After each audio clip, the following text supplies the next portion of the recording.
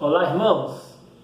Vamos dar continuidade às nossas reflexões nos 10 mandamentos.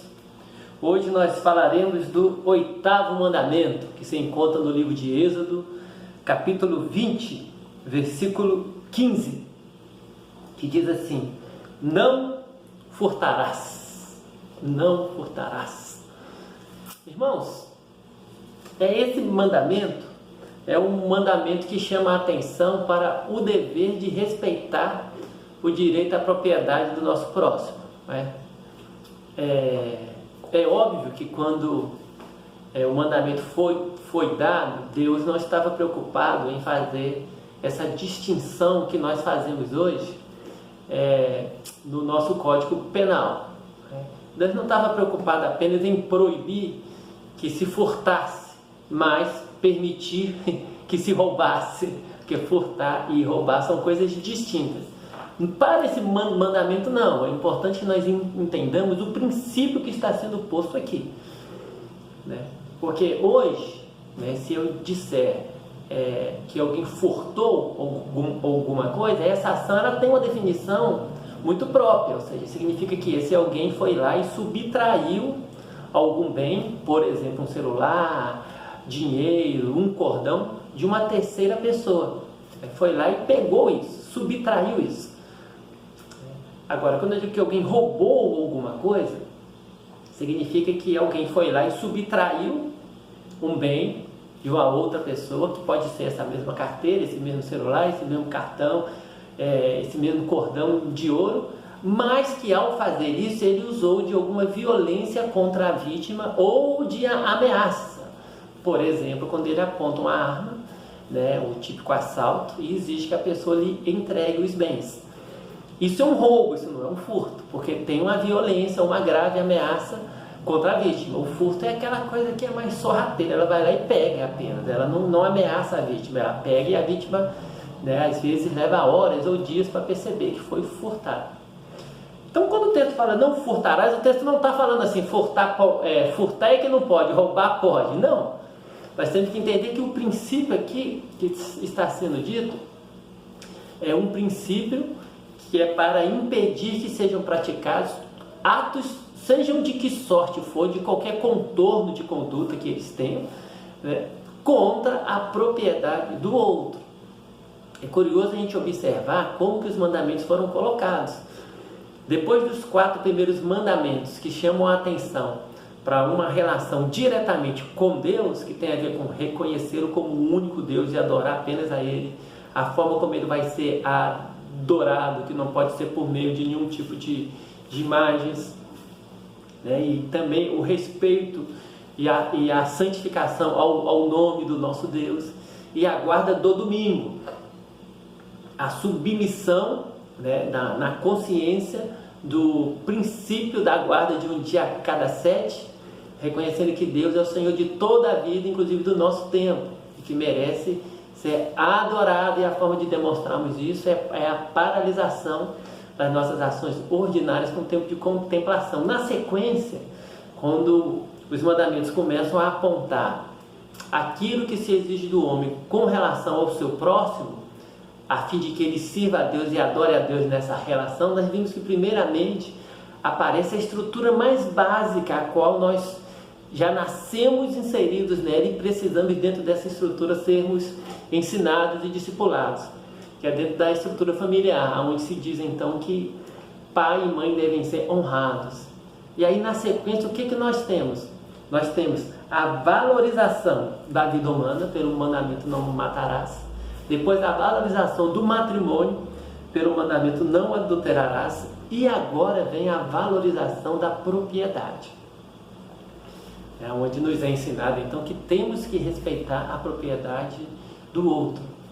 Não podemos furtar e não podemos roubar, ou seja, não podemos também de nenhuma forma praticar qualquer ato, porque se por um lado nós temos a proibição de não furtar, nós temos que entender que todo mandamento que aqui está posto de forma negativa, aqueles que estão postos de forma negativa, eles trazem também embutidos um princípio de positividade, de algo positivo. No espírito do mandamento, nós temos também o ensinamento de coisas que temos que fazer, né? de bens e de valores que devem ser reconhecidos diante da nossa consciência, que devem ser observados.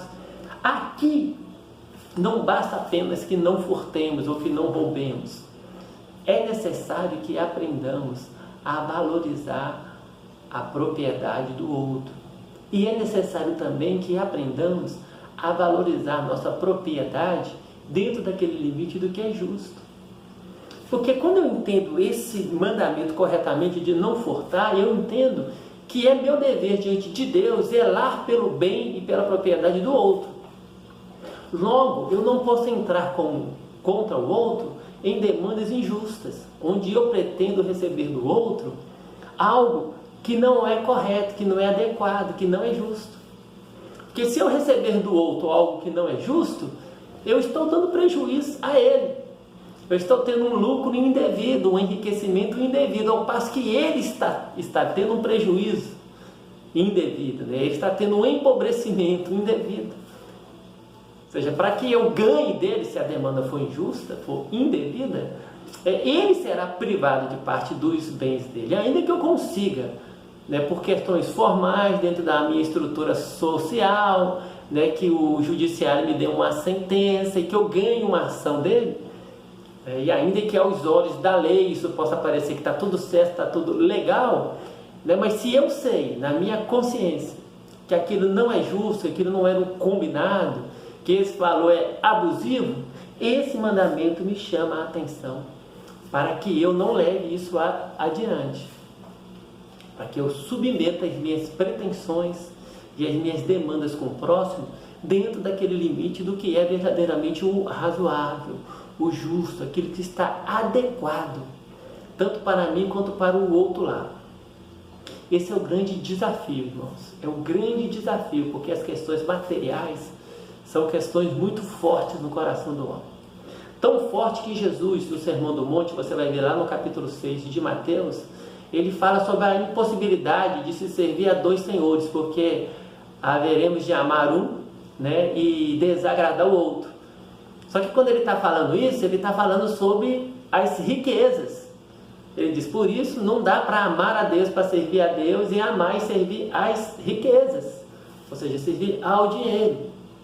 E é justamente na sequência desse discurso é que ele vai fazer aquele ensinamento sobre o fato de nós não termos que andar ansiosos com o que haveremos de comer, de beber e de vestir. Né? Então, quando a gente entende isso, a gente percebe que a nossa relação com o dinheiro pode ser algo tão destrutivo e tão forte ao ponto de Jesus comparar isso como um ato de adoração que pode concorrer no nosso coração, né, com a adoração que devemos dar apenas a Deus. Apenas a Deus. Então, quando a gente entende esse mandamento dessa forma, a gente entende que o mandamento do não furtarás exige de mim não apenas que eu deixe de praticar esse ato que é inclusive criminalizado na nossa sociedade, de furtar, ou de roubar, ou de praticar qualquer outro tipo de ato contra o patrimônio do outro, conforme está no nosso Código Penal. Não, vai muito além disso. Esse mandamento vai exigir de nós que na nossa relação com o outro, nós tenhamos em mente que temos sempre que manter uma relação econômica com o próximo dentro dos padrões da razoabilidade. Isso vai exigir de nós, por exemplo, para dar um exemplo bem atual, desse contexto de pandemia, que nós não aumentemos os valores dos bens e serviços que temos só porque as pessoas estão precisando muito deles nesse momento. Como a gente tem visto, né, em alguns supermercados, em alguns fornecedores de produtos, ou seja, no momento difícil, no momento de extrema carência, no momento que as pessoas às vezes estão mais necessitadas de determinados itens, esses itens sobem desesperadamente, porque a demanda está muito alta, né? A demanda está muito alta e os preços, né, para a fabricação continuam os mesmos. Não há nenhum motivo que faça com que o produtor ou fornecedor realmente precisa aumentar aquilo, né, naquela logística, na cadeia de produção e distribuição. Não teve nenhuma incidência de aumento que justificasse o aumento na ponta, lá para o consumidor final, a não ser o fato de saber que é um momento onde as pessoas estão precisando muito disso. Então, o que se faz?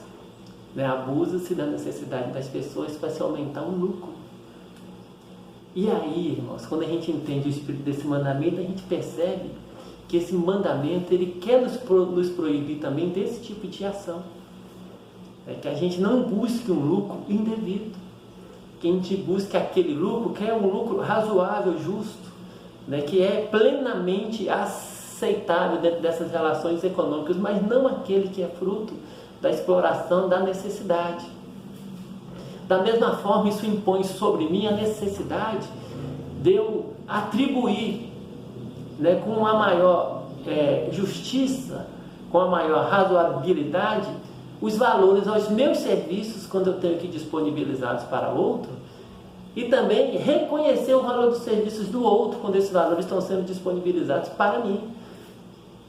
Porque eu tenho que ter em mente que eu tenho que respeitar o direito do outro à propriedade, de forma justa. Eu não posso militar ou ter qualquer tipo de ação buscando tão somente diminuir ou depreciar o bem dele para que eu lucre, para que me sobre mais. Porque aí eles estão prejudicando a ele. Você pode estar me ouvindo e pode estar pensando, isso é utopia, as pessoas não são assim, ninguém vive dessa forma, as pessoas estão sempre preocupadas em terem muito lucro. Eu vou dizer para você mesmo, as pessoas não, realmente elas vivem assim, porque são seres humanos caídos, depravados, corrompidos pelo pecado. Mas nós não estamos aqui para defender o estilo de vida dos seres humanos caídos e depravados pelo pecado. Até porque para isso ninguém precisa estar aqui defendendo nada, nem pregando nada. A gente sabe muito bem como viver dessa forma. O nosso coração também é caído e depravado pelo pecado. Esse caminho a gente segue de olhos fechados e não se perde nele, porque é o caminho do nosso coração corrompido. Nós estamos aqui para refletir no outro caminho, no caminho do Evangelho, no caminho que Deus quer que a gente viva nele, o caminho do qual a humanidade jamais deveria ter se desviado. Mas infelizmente se desviou no Jardim do Éden, quando nossos primeiros pais desobedeceram ao Senhor. É esse o caminho que a gente precisa pedir ao Senhor, que mantenha o nosso coração com os pés bem firmes nele. O caminho onde a gente aprende a depender do Senhor e a viver para a glória dele. Então, não furtarás não é apenas deixar de praticar atos que são reputados como crime na nossa sociedade contra o patrimônio do outro. É a gente também desenvolver uma postura positiva nessa esfera patrimonial, respeitando o direito do outro a obter um lucro razoável, não buscando da nossa parte um lucro abusivo, sempre remunerando bem e de forma adequada e justa aqueles que prestam serviços para nós, e nunca abusando também dos outros, buscando uma remuneração justa e adequada para os bens que nós vendemos, para os serviços que nós prestamos, mas sempre tendo isso em mente, que ao fazermos isso nas nossas relações com os outros, nós também estamos servindo ao Senhor e adorando ao Senhor. Então, tira um tempo agora, reflita um pouco como é que está a tua relação com o dinheiro, como é que você lida com isso, e peça a Deus que te ajude a ter essa postura positiva, a se relacionar adequadamente com o dinheiro, a se contentar realmente apenas com aquilo que é justo, que é razoável, sabendo que tudo que temos e que somos, na verdade, pertence ao Senhor. E que todas essas coisas que vêm em nossas mãos, inclusive o dinheiro, devem ser usadas para a glória dele. Que Deus te abençoe, te fortaleça e te ajude a cada dia a viver para a glória dele em todas as áreas da tua vida, e principalmente nessa área financeira também, que é uma área tão delicada e tão tensa e difícil para tanta gente. Deus te abençoe e te dê um ótimo dia, em nome de Jesus. Amém.